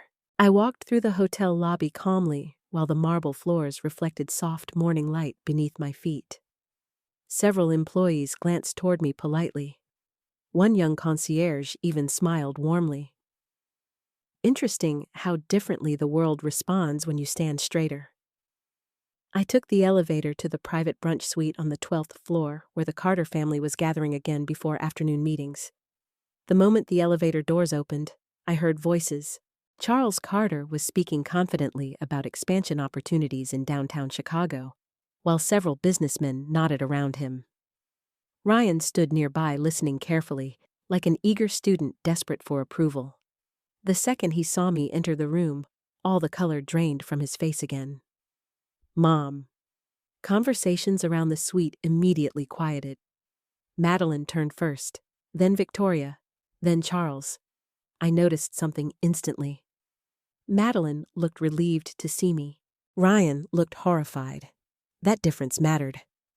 The private suite was even more extravagant than the dining hall downstairs. Floor-to-ceiling windows overlooked the river, while servers moved around carrying silver trays of pastries, fruit, and espresso. Everything smelled expensive. Fresh flowers, coffee, leather furniture, wealth. And underneath it all, desperation. I could see it now much more clearly. Charles Carter wasn't relaxed. He was performing relaxation. There's a difference. Men comfortable with power rarely need to display it every second. But Charles talked constantly about investments, connections, properties, influence. People who truly feel secure don't usually need audiences that badly, Lena Victoria said with visible surprise. You came back. I smiled politely. Yes. Ryan approached me immediately, lowering his voice. We talked about this. No, I corrected calmly. You talked? I listened. His jaw tightened instantly. This isn't helping. Helping what exactly? Before he could answer, Charles smoothly stepped toward us. Mrs. Gomez, he said pleasantly. I hope yesterday wasn't too overwhelming. There it was again. That carefully polished superiority. Not openly rude. Far worse. Condescending. I met his eyes evenly. I've experienced more overwhelming rooms than this one, Mr. Carter. Something flickered across his face then. Curiosity. Good. Let him wonder. Madeline moved toward me with genuine warmth. You look beautiful today? Ryan looked startled by the compliment. I smiled softly at her. Thank you, sweetheart. Victoria noticed the interaction immediately. I could practically see her mentally recalculating social dynamics in real time. The woman was probably exhausted from constantly ranking human beings. One of the businessmen approached Charles with a folder. Your 11 o'clock moved to noon, he said quietly. Charles nodded distractedly. Perfect. That gives us more time with Belmont leadership. Interesting. I kept my expression neutral. Ryan glanced nervously toward me again. Still afraid. Still watching me like a problem waiting to happen. A server offered drinks. Victoria accepted imported tea. Charles requested espresso. Ryan asked for sparkling water. When the server reached me, Ryan spoke before I could. Just coffee for my mother. My mother, not even asking what I wanted. Something inside me hardened quietly. Actually, I said calmly, I'd love espresso. The server smiled immediately. Of course, ma'am. Ryan looked irritated by something as small as coffee. Imagine that. A grown man unsettled because his mother ordered espresso instead of drip coffee. Madeline noticed too. I could see questions forming behind her eyes now. Questions about who I really was. Questions Ryan clearly didn't want answered. Conversation resumed around the room, mostly centered on business and upcoming wedding plans. Victoria described floral arrangements that likely cost more than my first car. Charles discussed guest lists filled with politicians and investors. Ryan nodded enthusiastically through all of it. Then Victoria suddenly laughed lightly. Oh goodness, I nearly forgot. Lena, we should probably discuss wardrobe expectations for the engagement gala. Ryan visibly stiffened. I looked at her calmly. Wardrobe expectations. Yes. She smiled sweetly. The event photographers will be everywhere, and we do want everyone feeling comfortable. There it was. Translation. Don't embarrass us publicly. I noticed several people nearby pretending not to listen. Madeline looked mortified. Mom? She muttered quietly. Victoria continued anyway. Chicago society can be rather judgmental. I smiled softly. Yes, I've noticed. Charles chuckled politely. Victoria worries too much about appearances. That's because appearances matter, she replied instantly. Ryan nodded automatically. Yes, they do. The words landed like a slap, not because strangers agreed. Because my son did. Again. Madeline turned toward him sharply. Ryan, what you don't have to agree with everything. His expression darkened immediately. I'm being realistic. No, she replied quietly. You're being cruel. The room fell silent, completely silent. Charles adjusted his cufflinks slowly. Victoria looked annoyed. And Ryan? Ryan looked trapped. Good. Maybe he needed to. He turned toward Madeline defensively. I'm trying to make sure everything goes smoothly. At whose expense? She asked softly. He opened his mouth, closed it again. No answer, because there wasn't a good one. Charles finally intervened with practiced calmness. Emotions are running high before the wedding. Understandable. But Madeline wasn't looking at her father. She was looking directly at Ryan now.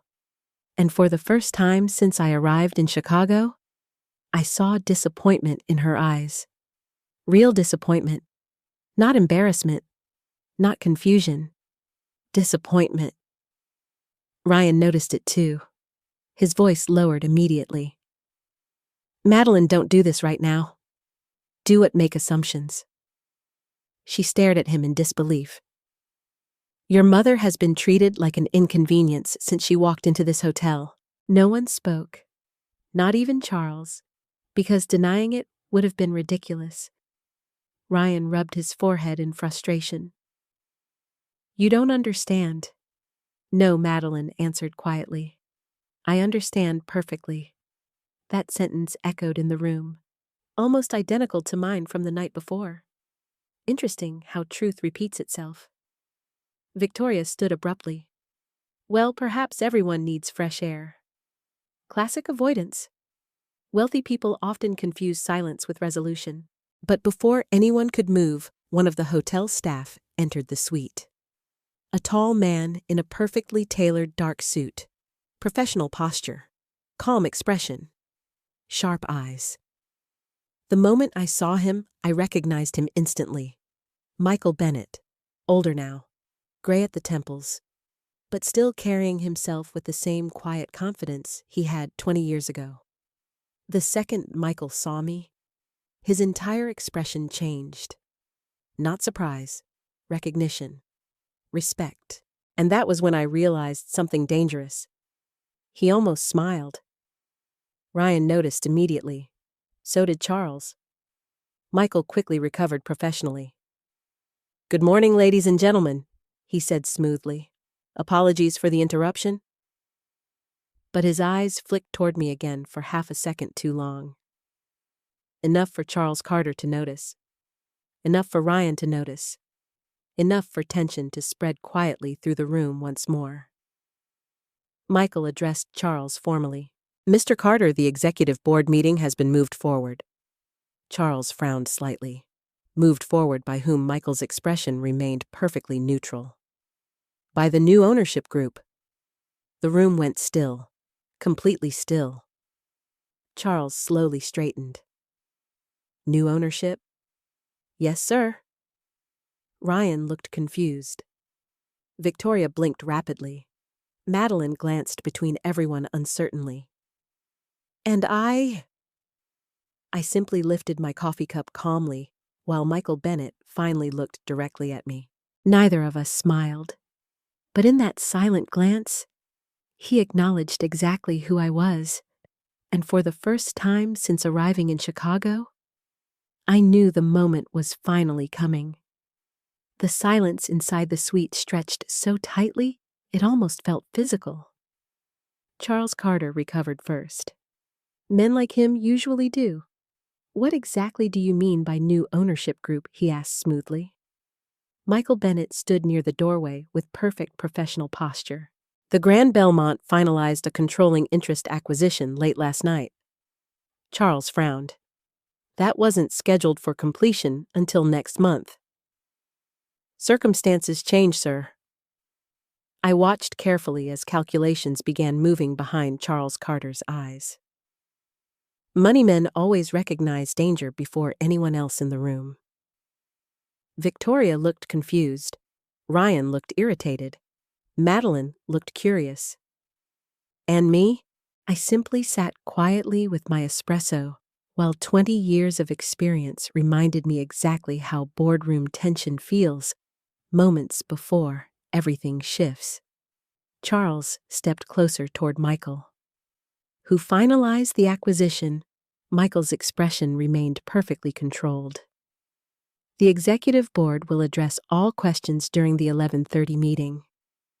Charles did not like that answer. I could tell immediately.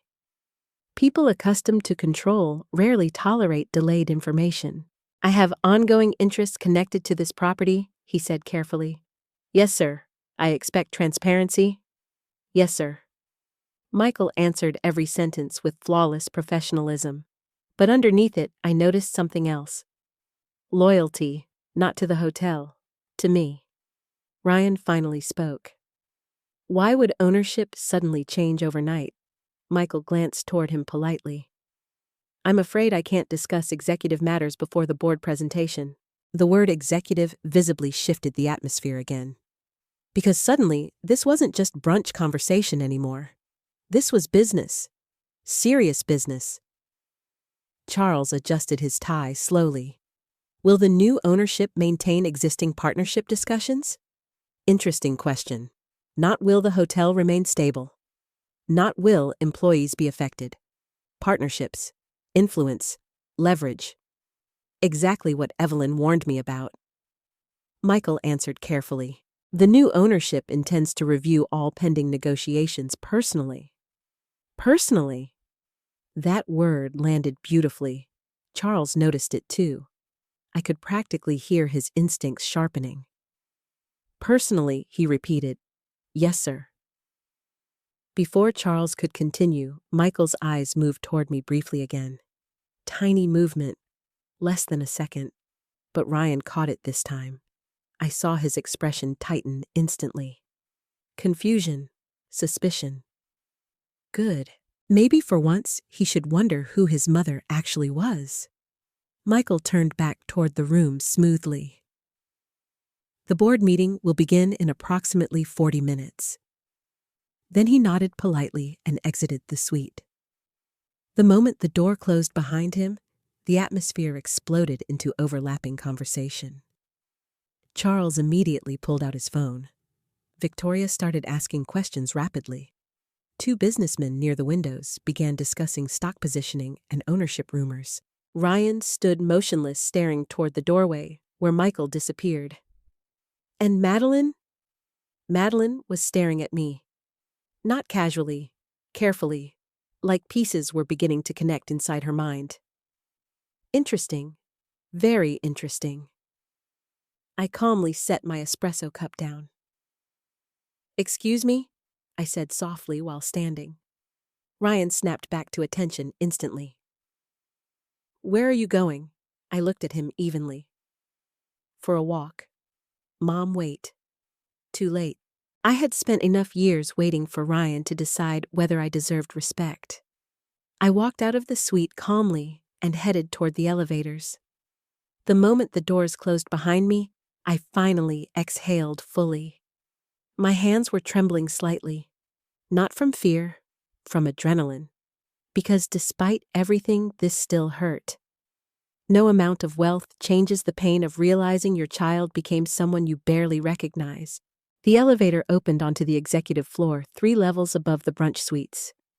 Quiet hallways, dark wood walls, private conference rooms, luxury designed for powerful people making expensive decisions. Michael was waiting near the boardroom entrance when I stepped out.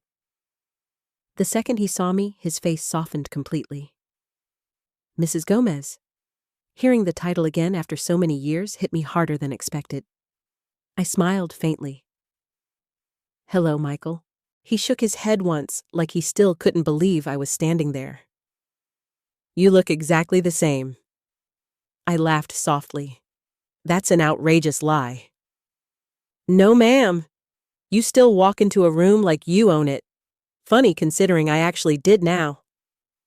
Michael opened the conference room door for me. Inside, several board members and attorneys sat around a massive walnut table reviewing documents.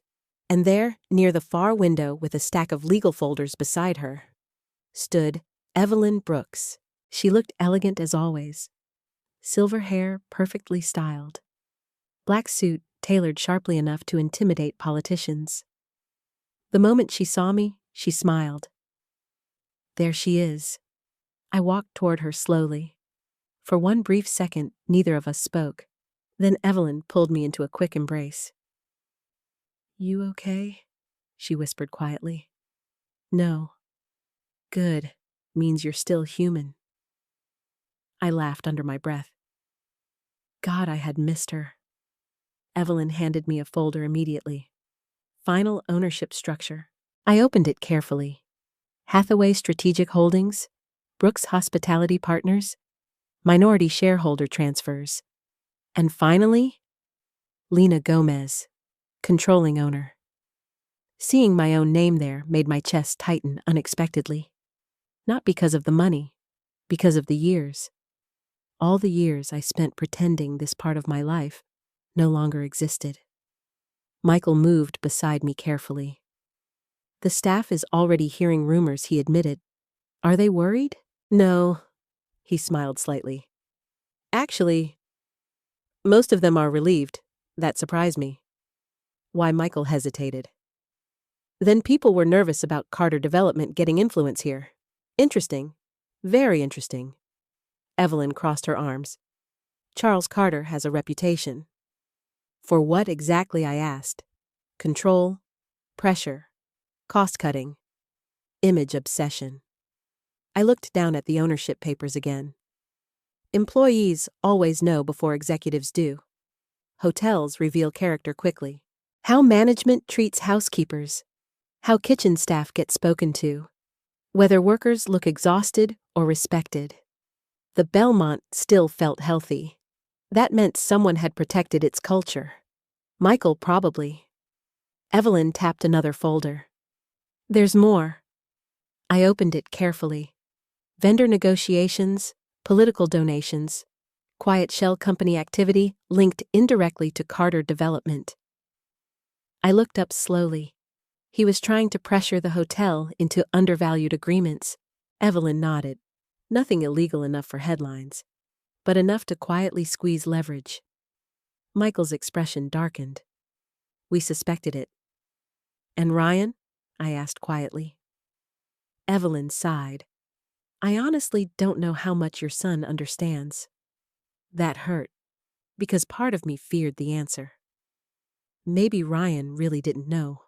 Or maybe he knew exactly what kind of people he was aligning himself with, and simply decided status mattered more. A soft knock interrupted us. One of the legal assistants stepped inside. Mrs. Brooks, the Carter party has arrived downstairs. My stomach tightened instantly. Time. Evelyn looked at me carefully. You still want to do this personally? I thought about Ryan's face when he asked me not to come. I thought about Victoria discussing wardrobe expectations. I thought about Charles measuring human value by social class. And I thought about the little boy who once bragged to strangers that his mother made the best pancakes in Ohio. Yes, I answered quietly. Evelyn studied me for another second. Then she nodded once. All right. Michael moved toward the conference room doors. Board members straightened papers. Attorneys prepared folders. The entire floor suddenly felt charged with anticipation. And somewhere downstairs, my son still believed his biggest problem today was his poor mother embarrassing him at brunch. He had absolutely no idea what was about to happen next. The boardroom doors opened at exactly 11:32 a.m. Everything after that felt strangely slow. Not chaotic, not dramatic, just painfully clear. Michael Bennett stepped into the hallway first. "Mr. Carter," he said professionally, "the board is ready for you now." Charles adjusted his jacket immediately and started forward with the confidence of a man who believed he belonged in every powerful room he entered. Victoria followed beside him elegantly. Ryan walked behind them, looking tense but composed. Madeline stayed quiet, and then all four of them stopped at the doorway, because they saw me sitting at the far end of the conference table. Not beside the assistants, not near reception, at the head of the room. For one full second, nobody moved. I watched confusion spread across Ryan's face first, then disbelief, then something much darker. Fear. Charles recovered fastest, though I noticed the brief tightening around his eyes. "Mrs. Gomez?" he said carefully. "I didn't realize you were attending the board presentation." I folded my hands calmly on top of the folder in front of me. "Yes," I answered softly. "I am." Ryan stared at me. "Mom, what is this?" Before I could answer, Evelyn Brooks stood smoothly from her chair. "Good afternoon," she said professionally.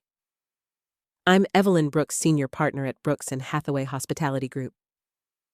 Charles immediately recognized the name. I saw it happen instantly. His posture changed. "Interesting." "I know your firm," he said cautiously. "I'm sure you do." Evelyn gestured politely toward the conference table. "Please have a seat." Everyone moved slowly, carefully, like people stepping onto unstable ice. Ryan sat directly across from me. He still looked deeply confused. Madeline sat beside him, but kept glancing toward me uncertainly. Victoria's expression had become noticeably tighter. And Charles Carter, suddenly looked like a man realizing he may have walked into the wrong room entirely. Michael closed the doors quietly behind them. Silence settled. Then Evelyn began. "As you know, the Grand Belmont finalized a controlling interest acquisition late last night." Charles nodded slowly. "Yes, we were informed." Evelyn opened a folder calmly. "The acquisition transferred majority operational authority and executive oversight effective immediately." Ryan frowned slightly. "Why are we here for this?" No one answered him immediately. That silence made him even more uncomfortable. Good. For years, I sat silently while Ryan controlled every room we entered together. Maybe now he should experience uncertainty too. Charles leaned forward. "Who exactly purchased controlling interest?" Evelyn looked directly at him. "Before we address that, we need to discuss pending negotiations involving Carter Development." There it was. The first crack. Charles remained composed, but I saw the flicker in his eyes again. "What negotiations?" Evelyn slid several papers across the table. "Vendor pressure agreements, undisclosed shell partnerships, real estate leverage discussions tied to future Belmont restructuring." Victoria blinked rapidly. Ryan looked lost. Madeline stared at the documents. Charles did not touch them immediately. Experienced businessmen never rush when surprised.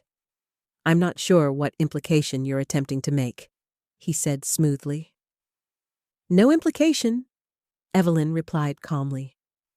Documentation. The room became very quiet. Ryan looked toward Charles. Wait. What is this? Charles finally picked up the papers. His expression remained controlled for approximately 4 seconds. Then it hardened. Interesting. Very interesting. These are preliminary discussions, he said carefully. Michael spoke for the first time. They were undisclosed discussions. Charles looked irritated immediately. And you are Michael Bennett, general manager. Charles dismissed him with one glance before turning back toward Evelyn. Nothing here violates any laws. No, Evelyn agreed calmly.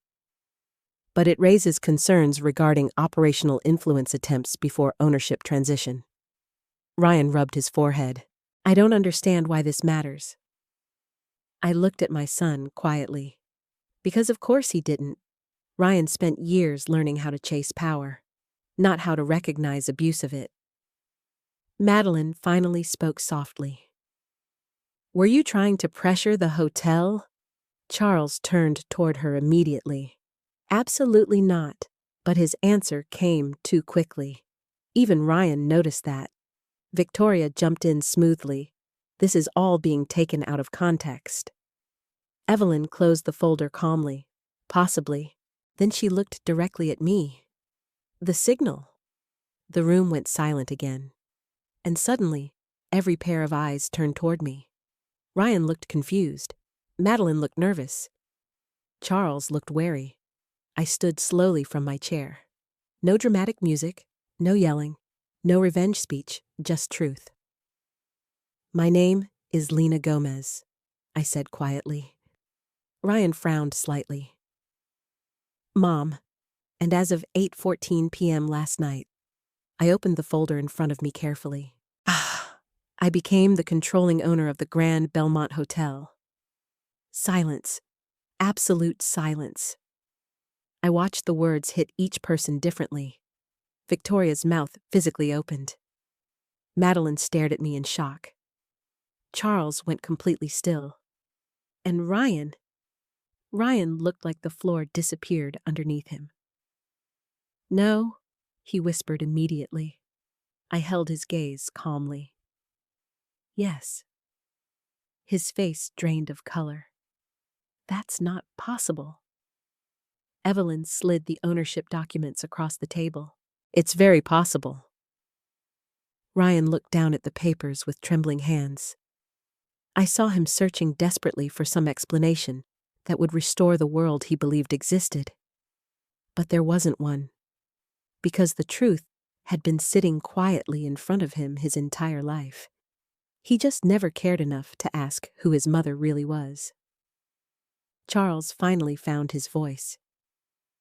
You own this hotel? I looked at him evenly. Yes. How? The question almost made me smile. How? Not because I was intelligent, not because I worked for decades, not because I sacrificed and built and survived, just how? As if wealth only made sense when people like him possessed it. I spent most of my career in hospitality, I answered calmly. Michael Bennett actually smiled faintly beside the wall. Evelyn looked amused, and slowly, understanding began spreading across the room. Victoria stared at me in horror, not because I had money, because she realized how she treated me before knowing I did. That's the funny thing about people obsessed with status. They reveal themselves too quickly. Ryan finally looked up from the documents. You lied to me? The accusation stunned me, not because he said it, because he genuinely believed it. I lied, I repeated softly. You let me think I let you think what, Ryan? He opened his mouth. Stopped. Because saying it aloud would expose everything. Poor, embarrassing, less than. I stepped toward him slowly. You decided who I was based on my clothes, my car, and my house. That's not true. Then why were you ashamed of me? His breathing sharpened. Mom! No! My voice remained calm but firm now. You told me I was too poor to meet your future in-laws. Madeline closed her eyes briefly. Victoria looked deeply uncomfortable. Charles said nothing. And Ryan? Ryan couldn't even look at me anymore. I felt my chest ache despite everything. Because no victory exists in watching your child break apart in front of you. But this wasn't cruelty. This was consequence. I looked around the room slowly, at the expensive suits, the polished table, the people who believed dignity belonged only to wealth. Then I spoke quietly. You all spent 2 days measuring my worth without ever asking who I was. No one answered, because no one could. I looked directly at Ryan one final time. And the saddest part is, my voice nearly broke then. My own son led the judging. Nobody spoke for several seconds after that. The silence inside the boardroom no longer felt polite. It felt exposed. Ryan stared down at the ownership papers spread across the table, like they might suddenly rearrange themselves into a different reality. But they didn't. My name remained exactly where it was. Lena Gomez, controlling owner. The irony would have been funny if it hadn't hurt so much. Charles Carter finally leaned back in his chair slowly. I watched him carefully. Men like Charles survive by adapting quickly.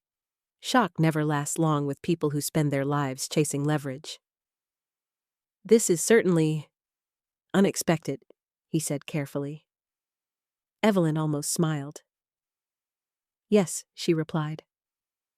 I imagine it is. Victoria still looked pale. Not because I owned the hotel, because she remembered every word she said to me before knowing I did. The wardrobe comments, the assumptions, the pity disguised as sophistication. Suddenly none of it looked elegant anymore. Just cruel. Madeline remained completely silent. But unlike the others, she wasn't staring at the ownership papers. She was staring at Ryan. That mattered. Ryan finally looked up at me again. You never told me. His voice sounded small now, smaller than I'd heard in years. I held his gaze calmly. You never asked. That hit him hard. I saw it physically, like someone pressing directly against a bruise. You let me believe you struggled your whole life. I did struggle. That's not what I mean. No! My voice stayed soft. Then explain what you mean. He opened his mouth. Stopped. Because the truth sounded ugly when spoken aloud. You let me believe you were ordinary. You let me believe you were beneath people like the Carters. You let me underestimate you. None of those sentences made him look good. Charles suddenly cleared his throat. I think perhaps there's been a misunderstanding all around. There it was. The retreat. Subtle, professional, strategic. Men like Charles never apologize immediately. First, they reposition. Evelyn slid another folder across the table. Actually, she said calmly, there are still unresolved concerns regarding Carter development. Charles's expression hardened again. I already explained those negotiations. Did you? The room tightened instantly. Ryan looked between everyone anxiously. Madeline frowned. Victoria shifted uncomfortably in her chair. I remained quiet. This part mattered, not because I wanted revenge, because I wanted truth. Evelyn opened the folder methodically. Over the last 7 months, Carter Development approached multiple vendors associated with the Belmont through secondary holding companies. Charles crossed his arms. Perfectly legal. Possibly, Evelyn replied, but strategically deceptive. Michael Bennett stepped forward beside the presentation screen. We also uncovered proposed staffing reductions tied to future restructuring plans. Madeline turned sharply toward her father. What staffing reductions? Charles didn't answer immediately. Another mistake. Dad. He exhaled slowly. Every business evaluates operational efficiency. Michael's expression darkened. Housekeeping cuts. Kitchen reductions. Benefit restructuring. I felt anger rise quietly in my chest then. Not loud anger. The cold kind. The dangerous kind. Because hotels are not spreadsheets. Hotels are people. Single mothers working double shifts. Immigrants sending money home. Older employees terrified of losing insurance. You don't slash staff to improve numbers without destroying lives attached to those numbers. Madeline stared at her father in disbelief. You said you respected this hotel? I respect profitable businesses. There's a difference, Michael said quietly. Charles looked irritated immediately. With all due respect, Mr. Bennett, emotional management is not sustainable management. That sentence told me everything I needed to know about him. Ryan rubbed both hands over his face. This is getting out of control. I looked at my son carefully. No, Ryan, I said softly. This is what control actually looks like. He stared at me. Confused again? Good. Maybe confusion was finally cracking open the certainty he'd built his life around. Victoria suddenly turned toward me. Lena, if we said anything that offended you before I raised a hand gently? No. She stopped immediately. I looked directly at her. You weren't offensive because you thought I was poor. Her face tightened. You were offensive because you believed poor people deserved less respect. Silence again. Heavy silence. Because nobody could argue with that. Madeline slowly looked down at the table. I could see heartbreak spreading across her face now. Not over money, over character. The people she trusted suddenly looked different, Ryan especially. Did you know about this? She asked him quietly. Ryan blinked. Know about what? The staffing cuts, the pressure tactics, all of it. No. For the first time all day, he sounded genuinely honest. I swear, Madeline, I didn't know. I believed him. That was the tragedy. Ryan wasn't cruel in the same calculating way Charles was. He was worse in another sense. Weak. He wanted acceptance so badly, he stopped questioning the people offering it. Madeline studied him for several seconds. And you never thought maybe there was something wrong with how obsessed everyone here is with status? Ryan looked overwhelmed. I was trying to build a future. At whose expense? She asked softly. No answer. Again. Because there wasn't one. Charles suddenly pushed back his chair. This conversation has become deeply inappropriate. Evelyn raised an eyebrow. Transparency often feels inappropriate to people hiding things. Victoria closed her eyes briefly. Please, she whispered. Can we stop escalating this? But nobody could stop now. Not after the masks slipped. Not after truth entered the room. Ryan suddenly stood and turned toward me. Why are you doing this? The question hurt more than he realized. Because even now, he still thought this was about humiliation. I stood slowly too. I didn't buy this hotel to embarrass you. Then why? Because you needed to understand something. His eyes looked glassy now, angry, confused, cornered. When I stepped closer carefully. That dignity isn't something rich people hand out. The room went completely silent again. I continued softly. You spent years treating me like I was smaller because I lived simply. That's not true. You are afraid of people seeing where you came from. His breathing sharpened. I worked hard to become successful. I know. My voice cracked slightly then.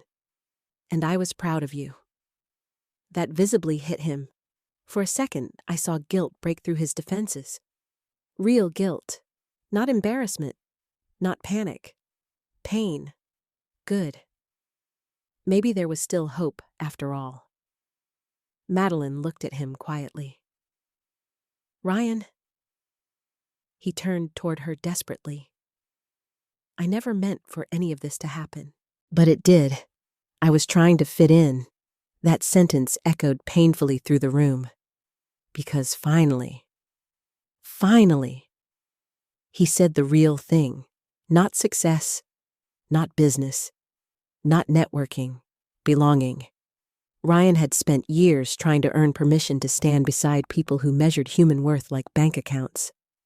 And somewhere along the way, he sacrificed his mother's dignity to do it. Madeline's eyes filled with tears. You made your mother feel ashamed, just so you could feel accepted. Ryan looked devastated hearing it spoken aloud. Charles interrupted sharply. This has become emotional theater. I turned toward him calmly.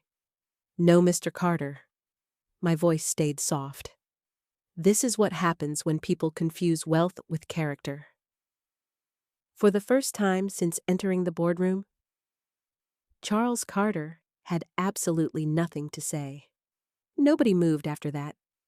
The boardroom sat in complete silence, except for the faint hum of Chicago traffic somewhere far below the windows. Ryan looked like he couldn't breathe properly. Madeline looked heartbroken.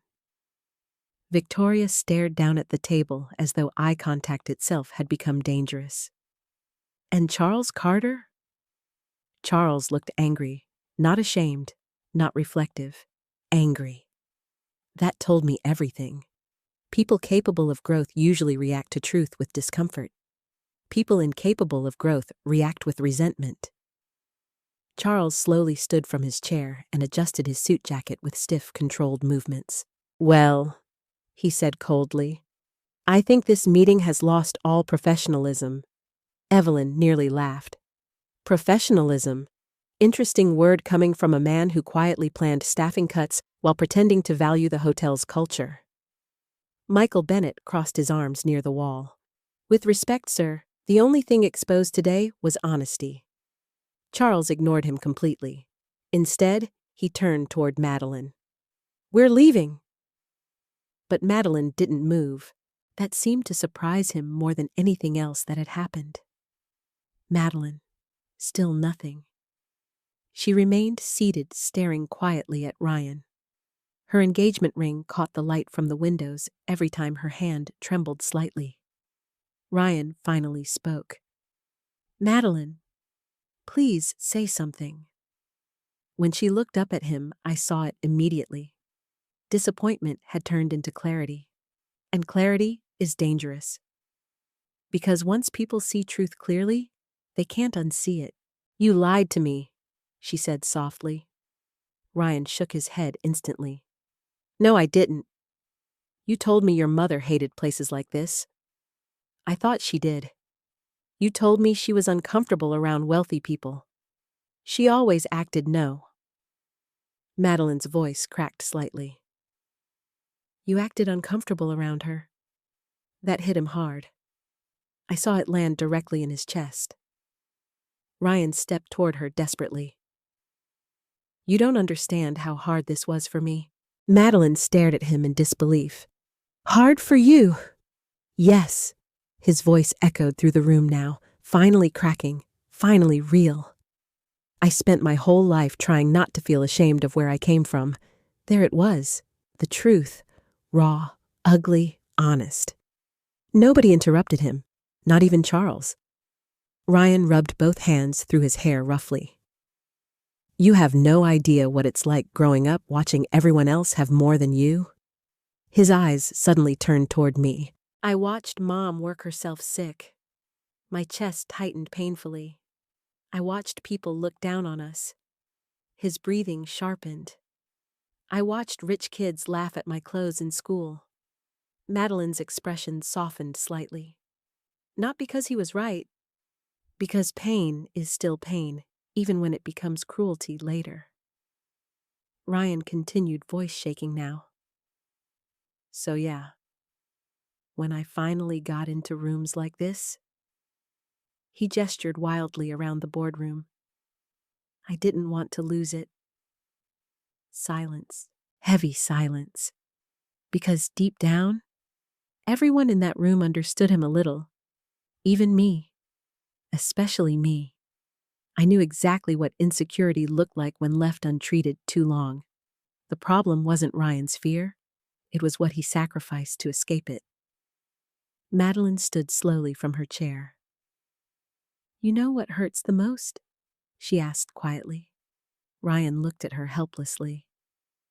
"What you think your mother is, the reason you felt ashamed." Her eyes filled with tears. "But she's the only reason you ever had the chance to stand in these rooms at all." Ryan's face crumpled slightly. Real emotion now. No performance. No polished businessman. Just a wounded little boy trapped inside a grown man who built his identity around other people's approval. Charles suddenly stepped forward impatiently. "Enough." Madeline turned sharply toward her father. "No." That single word stunned him. Probably because she rarely challenged him publicly. Victoria looked alarmed immediately. "Madeline, sweetheart, no, Mom?" Her voice shook now, too. "You raised me to think appearances mattered more than people."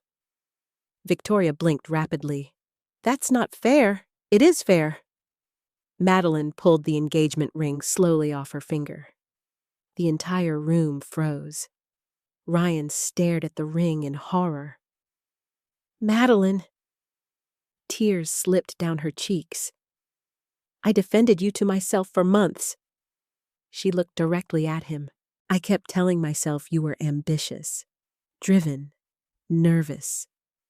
Her voice broke. "But you humiliated your own mother because you were afraid wealthy people might judge you." Ryan looked shattered. "I didn't mean you meant exactly what you said." She placed the ring carefully on the conference table between them. The tiny sound it made against the wood felt deafening. Victoria gasped softly. Charles' face darkened instantly. "Madeline?" he warned sharply. But she ignored him completely. "I can't marry someone who needs rich people's approval more than he values loyalty." Ryan looked like someone physically hit him. "Please don't do this." "I'm not doing this," she whispered. "You already did." For one horrible moment, nobody moved. Ryan stared at the ring. Madeline wiped tears from her face. And I felt absolutely no victory, only grief, because despite everything, he was still my son. Watching him unravel hurt me too. Ryan suddenly turned toward me desperately. "Mom?" The words sounded different now. Not polished, not embarrassed. Small. Broken. I looked at him quietly. "You could tell her," he said shakily. "Tell her I'm not a bad person." God, that nearly destroyed me, because beneath all the arrogance and shame and selfishness, I knew he wasn't evil, weak, lost, desperate for validation, but not evil. I stepped toward him slowly. "Ryan," I said softly, "loving someone means protecting their dignity, even when nobody important is watching." Tears filled his eyes instantly. Real tears, not strategic ones. "I know," he whispered. "Do you?" His shoulders collapsed slightly. "No." That honesty mattered, more than all the expensive suits and business titles in the world. Charles suddenly grabbed his daughter's arm. "We're leaving." Madeline pulled away immediately. "No." The word came stronger this time. Firm. Certain. Charles stared at her in disbelief. "You're ending an engagement over emotions and misunderstandings." Madeline looked directly at him. "No, Dad." Then she glanced toward me. "I'm ending it because I finally understand what kind of people we've all become." That silenced even Charles. Victoria began quietly crying into a tissue near the far side of the table. Ryan looked completely destroyed now. And suddenly, I realized something painful. For the first time in his life, my son had lost the approval he spent years chasing. Not because he was poor, because he forgot how to be kind. Ryan stared down at the engagement ring still sitting on the conference table. Then, without another word, he walked out of the room. Nobody stopped him. Not even me. The boardroom doors closed behind him heavily, and in the silence afterward, I finally understood something heartbreaking. Money had never been the thing ruining my son. Fear was. 3 weeks passed before I heard from Ryan again. 3 quiet weeks. 3 weeks of Ohio mornings, grocery store runs, watering tomato plants, and pretending my heart wasn't still sitting somewhere inside that boardroom in Chicago. Life looked normal from the outside, but grief has strange timing. Sometimes it waits until silence returns. The first few days after Chicago reporters briefly circled the grand Belmont ownership story, hospitality blogs ran headlines about mystery investor Lena Gomez and speculated about the sudden shift in control away from Carter Development. Evelyn handled most of it beautifully. Michael stabilized staff morale almost immediately. Employees were relieved once they learned layoffs were no longer happening. That mattered to me more than any newspaper article ever could. Meanwhile, Charles Carter quietly disappeared from Belmont negotiations. No apology, no accountability. Men like Charles rarely apologize. They simply move on to the next room where people still mistake arrogance for leadership. Madeline sent me flowers once. White lilies. No long message. Just a small, handwritten note. Thank you for showing me what dignity actually looks like. I cried after reading it, not because she canceled the engagement, because somewhere underneath all the pain, I realized she truly loved Ryan once, and maybe still did. That was the tragedy. Fear had ruined something good before it ever had the chance to become real. As for Ryan, nothing. No calls, no texts, no explanations. At first I told myself he needed space. Then a week passed, then 2. By the 3rd week, I stopped checking my phone constantly. I told myself I was done waiting. Mothers lie to themselves like that all the time. It was a cold Thursday afternoon when I heard a car pull into my driveway. I looked up from the kitchen table automatically. And there he was, Ryan. For one strange second, he looked 12 years old again, standing outside uncertainly, with his hands shoved into his coat pockets. Gone were the designer suits. Gone was the polished confidence. Gone was the expensive watch. He looked exhausted, thin, human. I stayed seated while he slowly walked to the front porch. Then came the knock. 3 soft taps. I opened the door quietly. Neither of us spoke immediately. Ryan looked around the little house like he was seeing it properly for the first time in years. The faded curtains, the worn wooden floors, the tiny family photos near the hallway. Home. Hi, Mom. His voice cracked slightly. Hi. Silence again. Painfully awkward silence. Finally, I stepped aside. You can come in. Ryan entered slowly. He looked nervous. Good, maybe he should be. I led him into the kitchen where the smell of chicken soup still lingered from lunch. The same kitchen where he once sat doing homework while I worked late-night bookkeeping at the table. The same kitchen where he cried after his first heartbreak at 16. The same kitchen where he called me embarrassing 3 weeks ago. Funny how one room can hold both love and devastation at the same time. Sit down, I said softly. Ryan obeyed immediately. No arguments, no attitude. I poured coffee into 2 mugs automatically before placing one in front of him. For several seconds, he simply stared at it. Then he whispered something that nearly broke me. You still make it the same way. Too much cream. 2 sugars. Just how he liked it as a teenager. I sat across from him quietly. "What happened to your engagement ring?" I asked gently. Ryan looked down immediately. She gave it back to me. I nodded slowly. "I'm sorry." That surprised him. "You are?" "Yes." His eyes filled slightly. "I thought you'd be happy." No mother is happy watching her child lose someone he loved. Ryan swallowed hard. For a while, neither of us spoke. Then finally, he looked up at me. "I've been trying to figure out when I became that person." The honesty in his voice startled me. Not polished, not defensive. Real. I folded my hands quietly. "And have you figured it out a little?" He rubbed his forehead tiredly. "I think I spent so many years being afraid of becoming poor again that I started worshiping people with money." I listened silently. Ryan laughed bitterly at himself. "The crazy part is, I became exactly the kind of person who used to make us feel small." That sentence hurt because it was true, and because he finally understood it. Tears filled his eyes slowly. "When Dad died, I remember hearing people whisper about us." My chest tightened immediately. We needed help from church donations. He looked ashamed, even saying it now. I hated that feeling. I nodded quietly. "I know.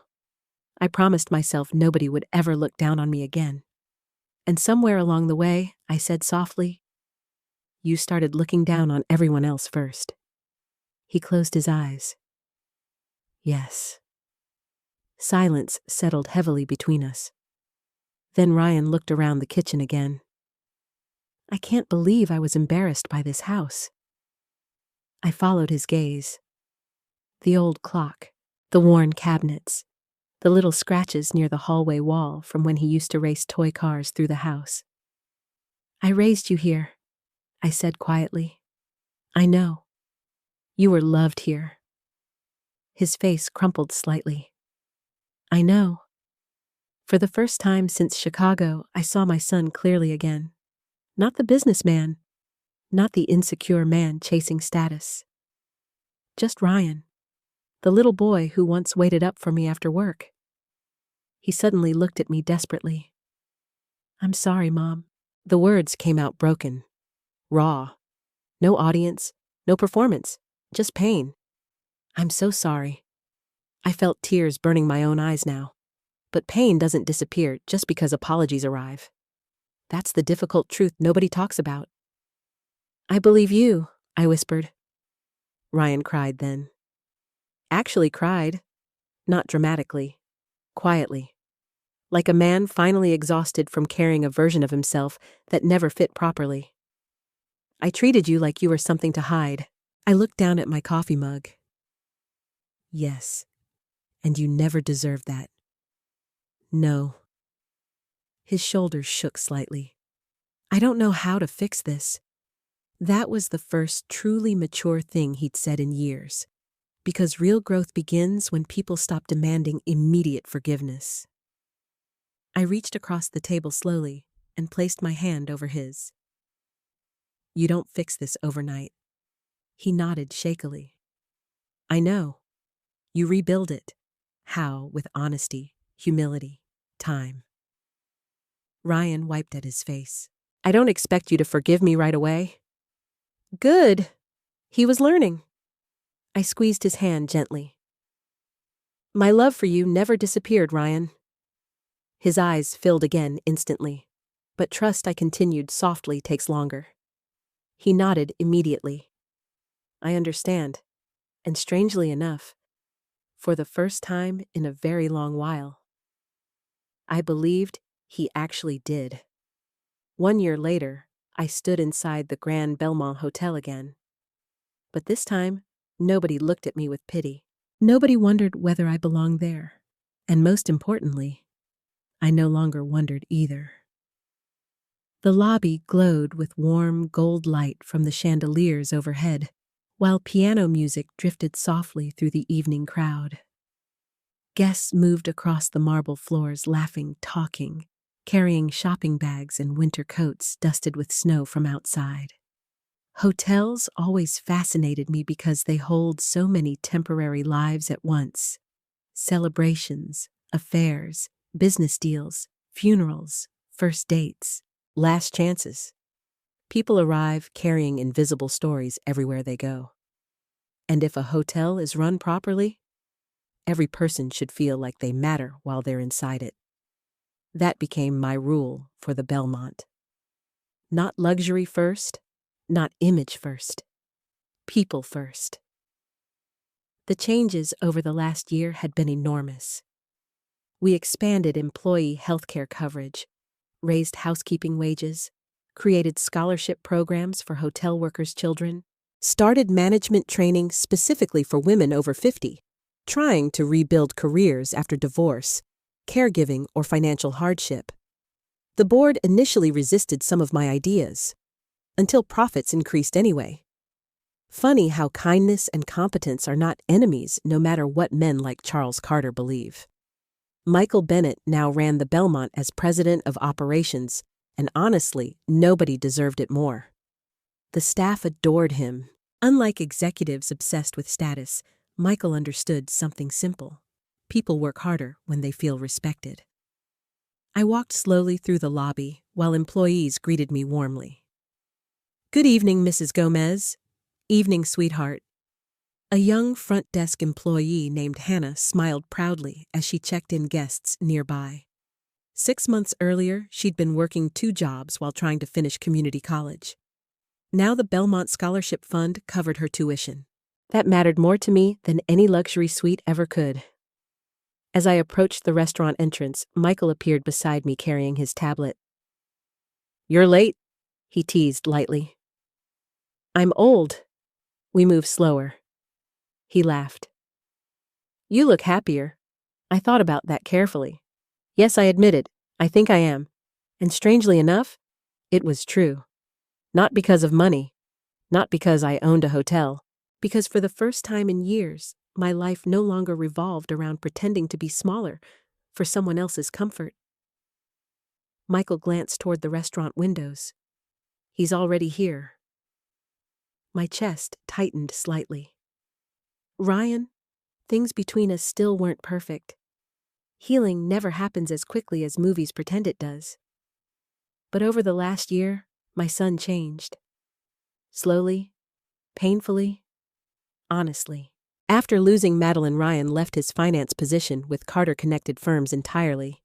He spent months drifting emotionally before eventually taking a quieter financial management role at a nonprofit housing organization in Columbus. Less money, less prestige, more humanity. At first, I think he hated it. Then, gradually, he started sleeping better, laughing more, listening more.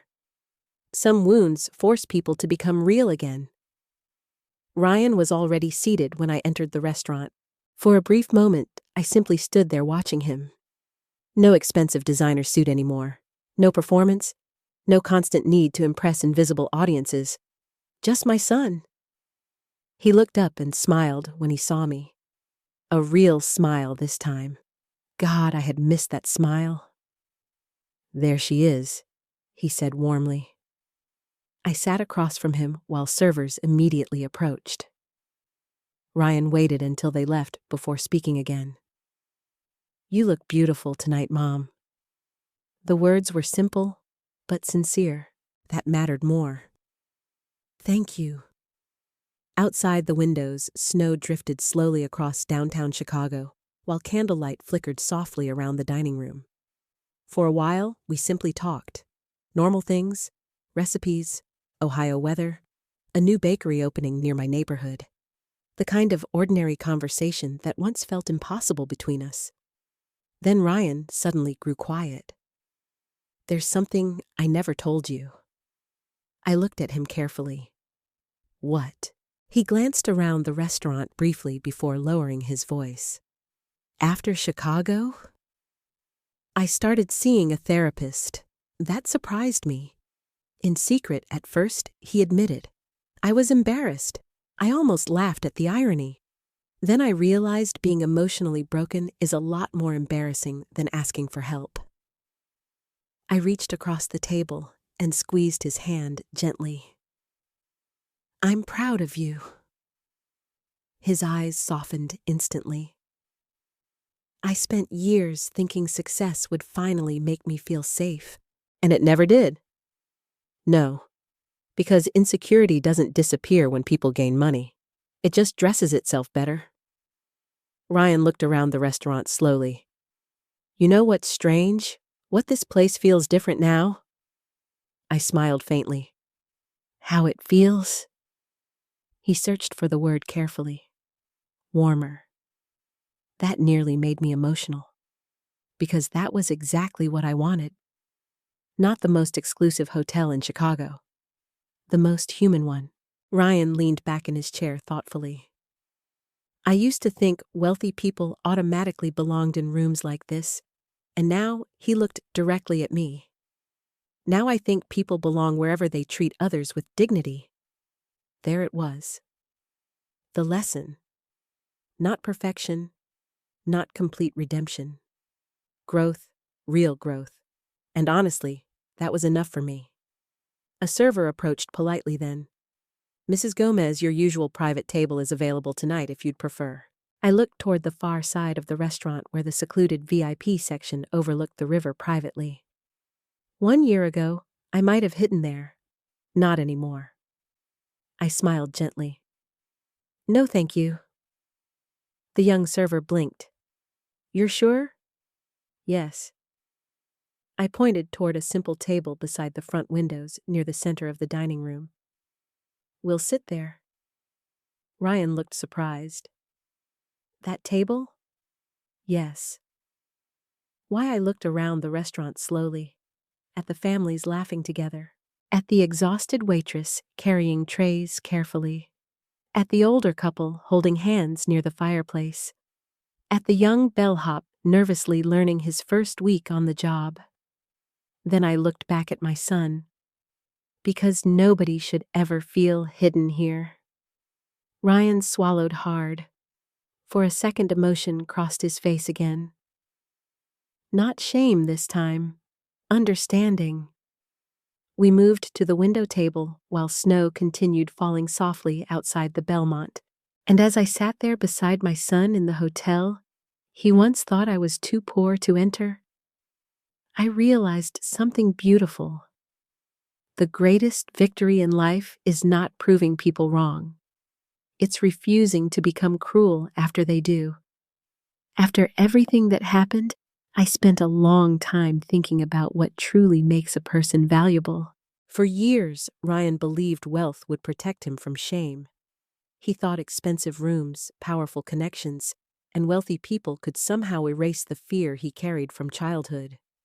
But pain never disappears just because someone hides it behind money or status. It only grows quieter, until one day it controls everything. I think many people understand that fear. Maybe you've been judged because of where you came from. Maybe someone made you feel smaller because of your clothes, your job, your house, or your bank account.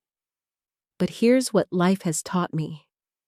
The people who sacrifice quietly often carry the greatest strength. A mother working double shifts, a father driving trucks overnight, a grandmother raising children on a fixed income. Those people deserve respect long before they ever earn money. Because dignity should never depend on wealth, and love should never require performance. Ryan made terrible mistakes. He hurt me deeply. But healing only began when he stopped chasing approval from strangers and finally faced the truth about himself. That kind of honesty is painful, but it's also the beginning of becoming someone better. Sometimes the most dangerous thing in the world is not poverty. It's the fear of it.